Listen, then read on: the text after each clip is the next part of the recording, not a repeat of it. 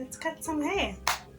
Welcome to the channel. Let's get right into it. I'm trimming my hair today because it has gotten to the point where it's dry, it's brittle. I hate the state that it's in.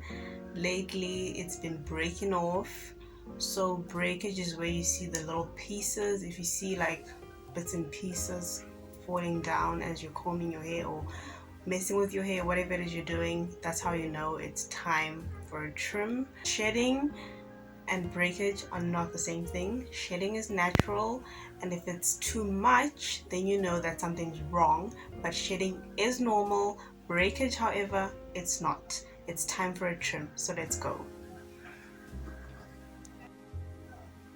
So just to show you the state of my hair and what it's looking like right now, this is the part that I have not trimmed. As you can see, the ends look ugly, straight up ugly.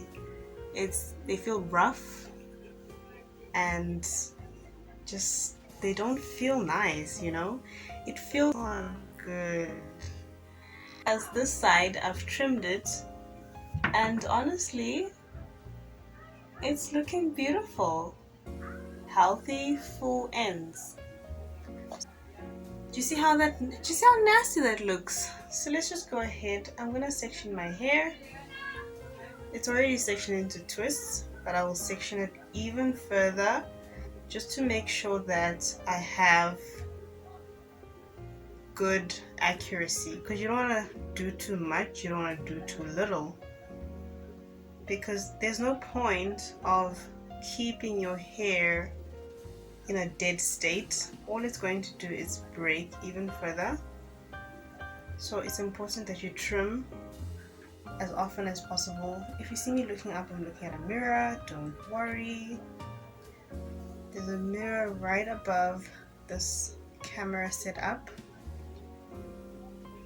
So first I have a brush with me, and I just kind of brush my hair out just to make it nice and even in length, and also make sure that I get out those nasty tangles that we don't want.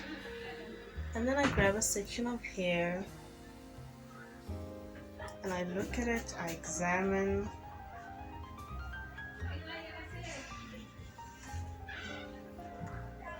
and I see what I don't like, and I don't want that. And the trick here, because I'm using craft scissors, which I would not recommend that you do, but it's all I got, so we make do.